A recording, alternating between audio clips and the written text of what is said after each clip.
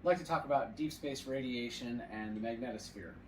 This has to do with climate change and everything that has to do with our day-to-day lives, from the things we do on our phone to how much we pay for our electricity and our water bills. Now, the magnetosphere is something that most people don't know pretty much anything about, so I'd like to start there. A lot of people know about the atmosphere. So the atmosphere is something that is consolidated and confined within the Earth's magnetosphere. Here is an example of all of the layers of Earth's atmosphere. It's written out in mileage, and as well it is talking about the variable temperature differences that you experience when you start to go into the higher levels of the atmospheric layers. Now, here on the little graphic I've made, I've shown all the various points that humans have made it within the atmospheric layers. Here I have a little picture of where our mountains are. This would be like Mount Everest at about 5.4 miles up. And then we've got all the planes, things we did, World War II era, all the private planes, people like non-commercial pilots, things that you just go get a plane, you fly that around. That's this area right here. Our high weather satellite balloons that we use for studying atmospheric densities, pressure, radiation, things like that. We did that in the 50s a lot to study everything pre-space race. That's right here. Then we all know about the Blackbird SR-71 and all of our greatest planes, the highest capable, the Concorde, the fastest. That's right up here in our upper stratosphere. All of from this line down, it is the stratosphere, the troposphere. These are the atmospheric layers that humans live in. Now they are only about 32 miles, about 80 kilometers or so wide. So think about where you're at and think about 30 miles away from you. That's how much oxygen there actually is. That's the stable molecules of Earth's atmospheric layers, what makes it possible for humans to exist. Now everything beyond that is actually fatal to humans at various stages, usually because of the atmospheric density is decaying, but a lot of it because of ionizing radiation, which I will discuss now about the mesosphere. The mesosphere, it starts at about 32 miles out, and it extends, as you can see, to about the 62-mile range or so. It's where we put most of our just junker, experimental satellites. Anytime that a private company launches something, that's where it goes. So when you hear about the SpaceX, Starlink satellites, and you can see them, it's a train of satellites, it's all over your local news. That's where they are. That's why it's so apparent. You can see them so well. Now, right above them, it's where we start to send all of our weather satellites, geosynchronous satellites that work with GPS, things like that. All of our communication satellites for just basic commerce, none of like the armies, but like some of Verizon's test out ones and things. Now, right above that is the lower thermosphere. As you crest out of the mesosphere into the thermosphere, you find that's when the molecules are a little bit more stable. There's less structured molecules as there are in the mesosphere. And I mean, when we get northern lights and things like that, it's because those structural molecules are being destroyed so quickly by ionizing radiation that's coming from above them in various stages of the ionosphere. The ionosphere and the bands that are a part of the upper atmospheric layers filter the radiation that comes from any of the bands outside of our atmospheric layers. So if you're actually, if you're in any of these layers, various points of these bands will have more or less radiation depending on where you're at. So in the lower mesosphere area, there's a lot of radiation as opposed to the upper mesosphere where there's a bit less. And this can be explained in temperature and heat differences in the various points like the mesopause to the thermopause. Now, when you're up in the lower atmosphere of the lower thermosphere, in that part of the atmosphere, you'll find that's where we have all of our stations. The International Space Station resides at about 250 miles up. The Hubble is just about 100 miles above that, at about 350 miles up. Now it takes a big elliptical swing around the Earth, so sometimes it's closer to 600, 700 miles out. Sometimes it's closer to the 300 mile. However, that's where that's sitting. And now in this various area of the thermosphere is where we find our most stable points. There is almost no molecular structures, but the ionizing radiation seems to take paths that usually travel specifically towards the north and south poles. And so we find that we can orbit specifically in that field in the safest place in space to avoid most radiation. Now we still need a great deal of shielding, which I'll talk about more in a little bit, but what we use in this field of space is transitional and passive shielding. Now that's, aluminum and titaniums, that's polymers, that's hydrogen solutions like water, the various types of coolants we use in our cars, things like that. Now that works great to absorb the majority of the ionizing radiation in that level, and it does pretty much what the lower ionosphere and the bottom part of the mesosphere is doing, is we're just providing that extra grouping of molecules for it to beat up before it gets to us. And so we found this part of space to be quite habitable. We've been in an equatorial point because exactly the north and south points are more radiant. Up until recently, when China has discovered how to do a north and south orbital point, and we're still trying to figure that out. We can't, but we're working towards it right now. Russia is equatorial. They put up the Mir. That was the first first space station that was successful. We put up Skylab, but it failed. The reasons for that is actually because the orbital patterns that we go in around the Earth, in the equatorial orbits, the compression of the atmospheric layers, the density of the molecular structures, and then sometimes when it's destroyed heavily by ionizing radiation, it consolidates heavier. This alters our orbital patterns, and sometimes it destroys our orbital patterns, and Skylab was a victim to that. Russia had already figured this out because they had spent that time during the Apollo era learning how to manage low Earth orbit instead of trying to push further and further like Apollo did. And so they have been able to maintain a successful space station since the 70s until 1997, when they replaced the Mir with the International Space Station. Now, when we have made it to that point of the thermosphere, we started finding difficulties. This is the majority of the discussion here, is the ionizing radiation that we faced beyond that point. Now, from this point on up, from this little red line here, that's about the 350-mile point. The highest shuttle mission was in 1993. We had to service the Hubble. If you Google it, you'll find that there was a mirror that was off, and we sent up a team to fix it and try to reprogram some of the software and adjust for the problems. It was successful, but it was like Apollo 13. It was a successful failure, and we didn't get the mission we wanted, but we did get a mission that did help us. They went up, and the ionizing radiation at about 359 miles out, right here when they serviced the Hubble, caused serious neurological failures. All of the things that the Apollo astronauts said they experienced, the fireworks, the flashes of light, even with their eyes closed, all these things ended up causing serious damage to not only the spacecraft's electrical system, but the minds of the astronauts. They ended up not being able to handle it, couldn't sleep, couldn't focus, and so they ended up calling the mission, got done what they needed to mostly, and did the rest from servicing it here on Earth with new software updates. So, if you were to skip forward to the next, furthest point that humans have pushed past that, would be SpaceX just this last year. They sent up the Dragon capsule with the guy from St. Jude. I can't remember all their names, but he was sent up. They went 362 miles, I believe. They broke it by a couple of miles, the record from '93, for this human space flight outside of Apollo. And so that's pretty much where we've made it.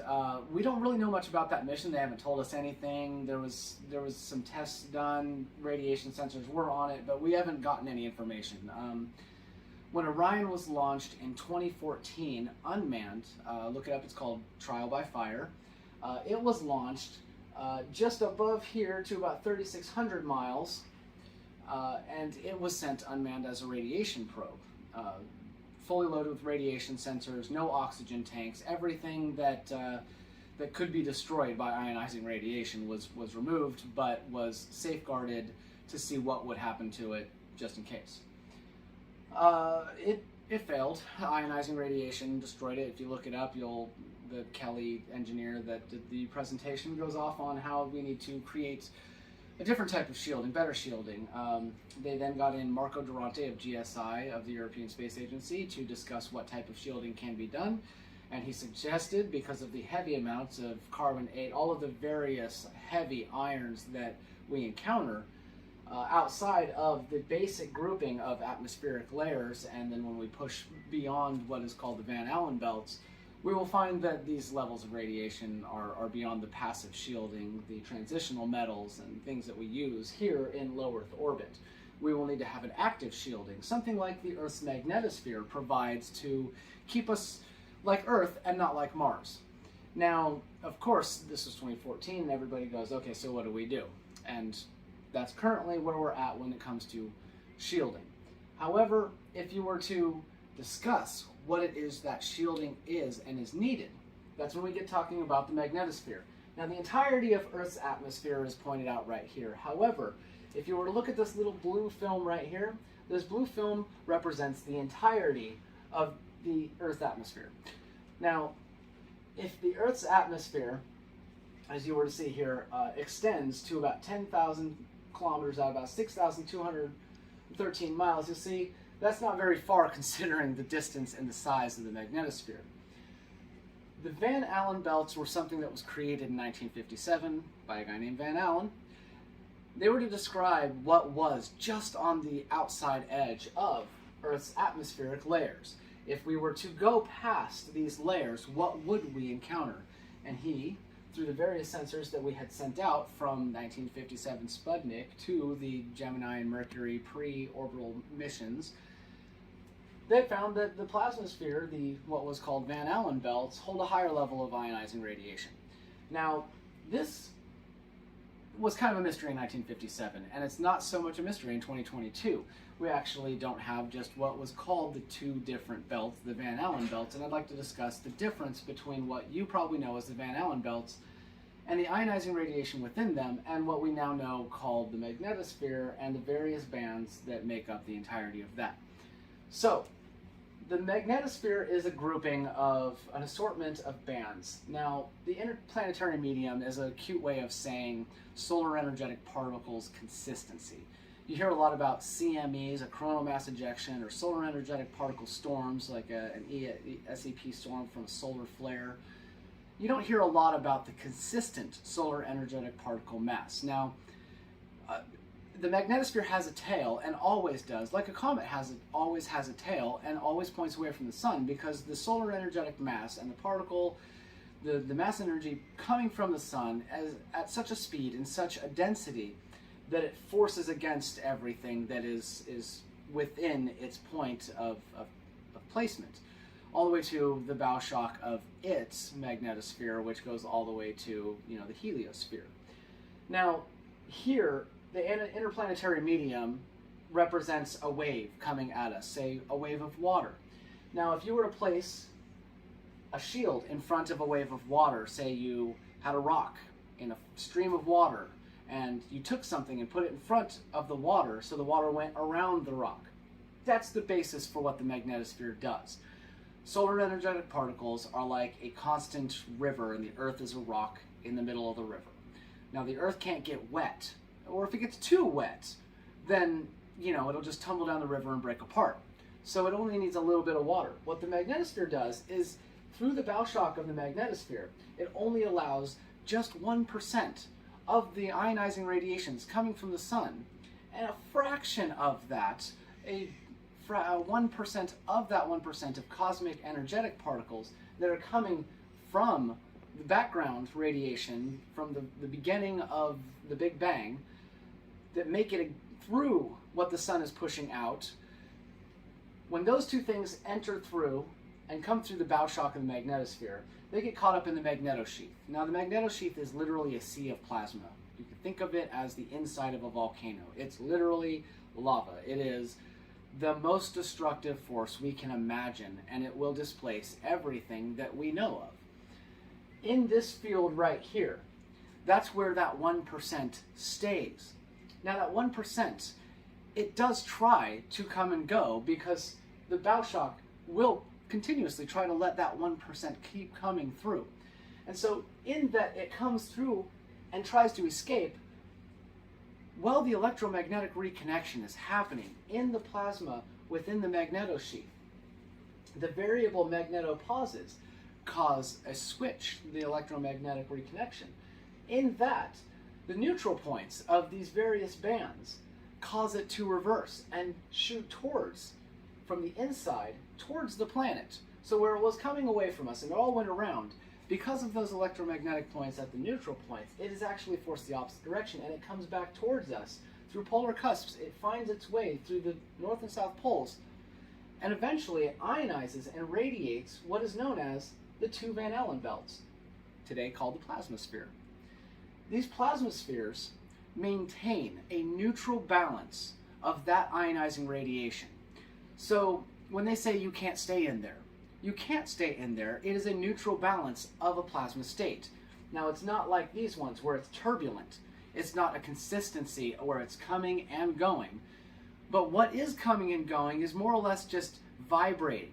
It's not so much that things are forcing their way in and forcing their way out. It's that they're both going almost in and almost out at the exact same time that they resonate a frequency that allows almost a point of placement. Now because of this, that barely allows that 1% that has made it through to be the 1% we experience. And so when this 1% that has made it through touches our variable atmospheric layers, the ionosphere allows that 1% to be filtered down. So by the time that 1% that makes it through the bow shock goes through the magnetosheath, through electromagnetic reconnection, comes back through the plasma sheath, through the neutral points, through polar cusps, and ionizes the plasmasphere, Van Allen belts, those Van Allen belts getting that 1% of radiation from there, then distribute that 1% as about 1% of it down to us, which means here in the lower atmosphere, in the lower thermosphere I should say, where we are currently residing in space, we get 1% of what the Van Allen belt has, which is just 1% of what interplanetary medium space consistently has. So, if they were to say they were going to go further past these points right here and into the plasmasphere, that's fine, but they were going to need to have the things that require the mass and energy to be kept off of them, like the rock, like the Earth we are in the river. If you leave the electromagnetic shielding that is keeping the interplanetary medium off of you, you have to take that with you, or the interplanetary medium will destroy the craft and the things within it instantly, just as it creates the magnetosheath's turbulent plasma state, and just as it destroyed Mars. So, all of the atmospheric layers are held perfectly because of the ionizing radiation that's stable within the Van Allen belts, the plasmasphere, that is only given to us in a fraction of the interplanetary's actuality. So, if you hear someone say, fly through the Van Allen belts really fast, that doesn't make much sense now, does it? If you were to fly through here very fast with the shielding that we have that is only designed for right here, and you were to leave all of this shielding, which, remember, this is about 6,000 miles out, this is about 15,000 miles out, and this is about 25,000 miles out at the end of the magnetosheath, when you finally start reaching the bow shock. Now the compression of the magnetosphere is a variable depending on all solar energetic activities from the sun. So if it's dealing with a solar storm, it's not going to be 25,000 miles out. It'll probably be closer to 15. But the International Space Station will not be 250 miles up, it'll be 230 miles up. Everything will variably change its distance and length within the consistency of the interplanetary medium. So, that is where we are in space. That is what we have done and why we can do what we can do in space.